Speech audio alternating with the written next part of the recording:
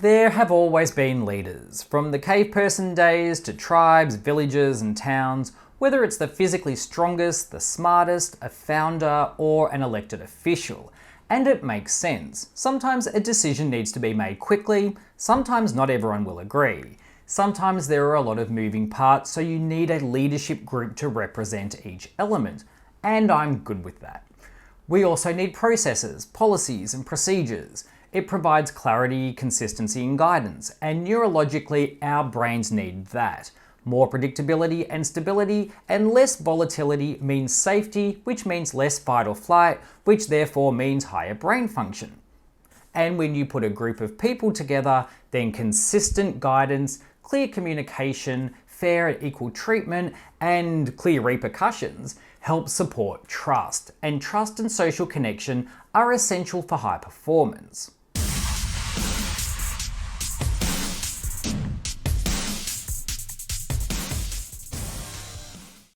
We have a video on the artificial connection and why corporate culture is a bit of a delusion, the gist of which is the workplace is an artificial form of a true community, and as such, process and quality leadership can compensate until real trust is established. And I'm good with all of that.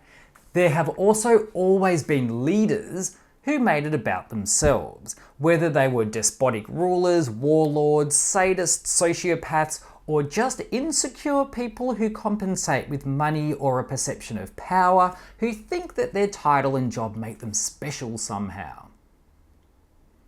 The simple fact is, managers are people. Just ordinary people, with flaws and aspirations and strengths and weaknesses. They pay bills, they make mistakes, and they poop. There is nothing especially unique about them. But leadership has gone from effective coordination of a process to an attempt to improve performance by replicating a genuine community. So self-proclaimed leaders, because apparently the word manager didn't represent the marketing that the culture is safe, supportive and modern, so everyone calls themselves a leader now. They step up and they attempt to guide people to be better, to create a positive community, to achieve high performance. However, it's mostly ego. Now the managers watching this are starting to get their backs up, and the employees are probably nodding and their ears are pricking up, because this is ringing a bell. Now in neuroscience, there's a known effect whereby we see that we analyze others, but not ourselves. It's called the primacy of projection, and it helps keep us safe and assess the environment for patterns and threats. However, it means that we think we understand others and we assume that we understand ourselves. But that's only true for select emotions and experiences. So leaders are given authority and they think that they can see the big picture and that they know the strengths and the weaknesses of everyone and everything around them. There is the most insane degree of bias, cognitive dissonance and delusion present because managers, just like every other person, operate mainly unconsciously on programmed habits, and they want to maintain the stability of their model of the world. Now, I'm not saying it's intentional or malicious, just saying it happens. Most training we're asked to do is commissioned by someone senior for people less senior.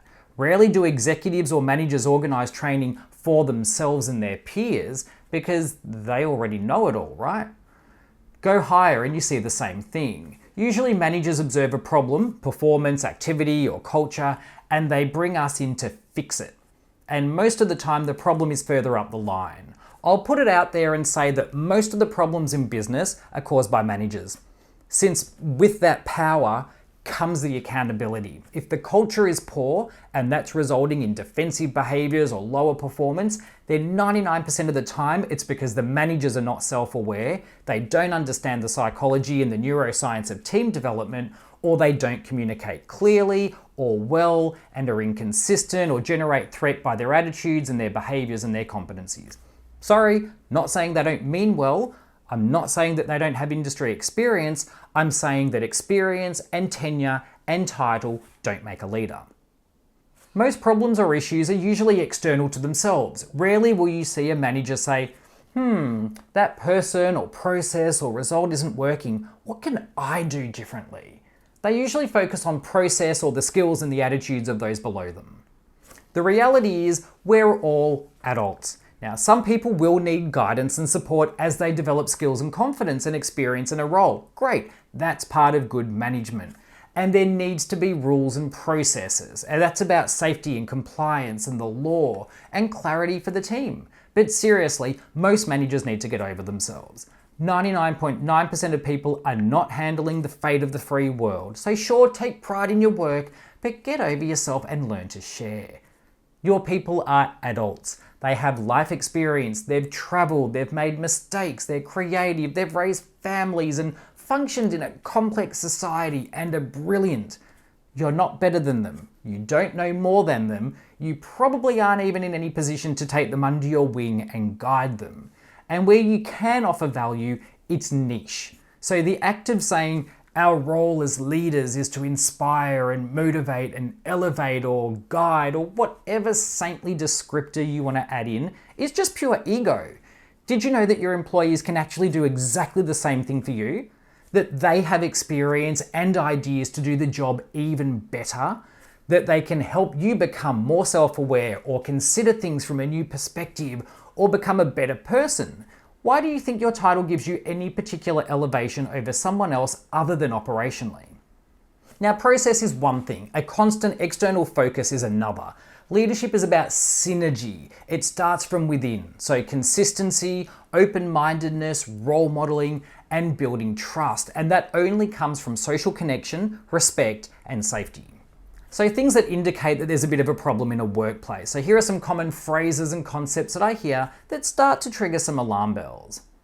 First of all, when I hear that there is a cultural or communication problem within the team, and we need to run sessions to make the team perform better.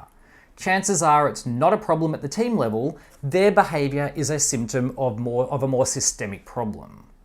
Now, secondly, we need to take it slowly with our senior managers, or we need to play the game, or we need to understand that the culture is slow to move.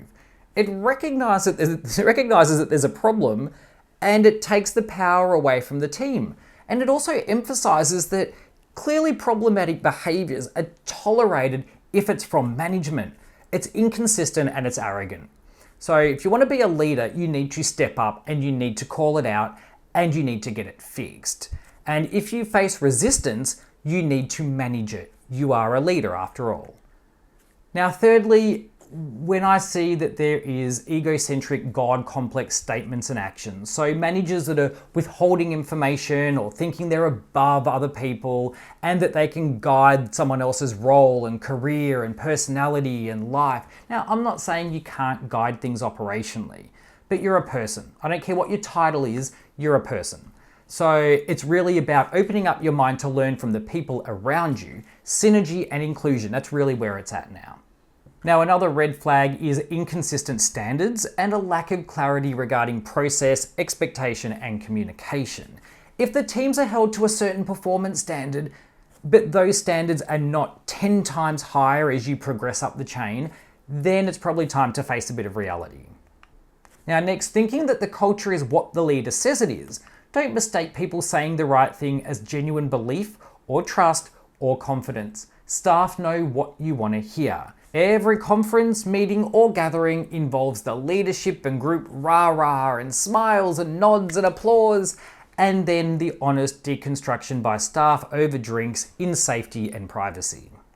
Now, another red flag is training the workers, but assuming that the managers already know it all the executives, or giving them abstract advanced training because they already know the basics. And they don't. And any objective review of a culture or organization will show a difference between manager perception of themselves and employee perception. And it's actually unfair for your managers. Managers are often promoted, put into a new role, and left to fend for themselves and left to work it out. Things constantly change. Technology, psychology, sociology. Your managers need to have investment in their skills to keep it modern and to give them the tools and the skills that they need in order to be effective leaders. Finally, when performance management is all about a set process and puts the onus and measures only on the employee without an equal or more focus on the leadership and the culture. Now, sure, some employees, like any person, can have an attitude or lack skill. However, when your process is to focus on the ace up your sleeve that you can get rid of someone if you tick certain boxes, or if your assessment for improvement only focuses on what the employee needs to do and it doesn't diagnose management and cultural influences and required improvements from that end, then you're doing it wrong. Process and legislation doesn't make you a good leader or create a positive culture. It's a start, but that's it. Now, manager bashing? Maybe. I stand by the fact that management is a job description. It is a series of responsibilities and accountabilities and actions, and they're paid for it. I absolutely recognize as well that management is getting more complicated. It's not just process now, it's social, it's psychological. There's a lot of challenges, but that's the job. So the title or the tenure doesn't mean superiority, and it's the employees and the overall business which will suffer if that's the attitude. True leadership is about creating a culture of trust and safety, and it's not your right. It's not something that you can dictate and mandate. And I hate hearing from employees who feel stuck or unheard or disempowered or even experience poor mental health, all because managers think that they're something they're not. Enough with the politics, enough with the ego, just be a decent person, get over yourself, encourage your executives to step down from the clouds and do the same. Bias and self-image are powerfully blinding tools, which make it hard to know where you're really at. But if you want an honest engagement and culture assessment, then consider bringing in less biased consultants who can help you identify real growth opportunities, because your managers and employees have a tremendous amount of skill and experience and innovation to be accessed in the right culture. Someone like Bryter Training. Biased? Yes, but it's evidence-based bias, so I'm good with that. And it can help your team and business succeed. Our contact details can be found in the description below if you'd like to explore some contemporary and effective solutions to improving leadership. Thanks again for watching, and have a great day.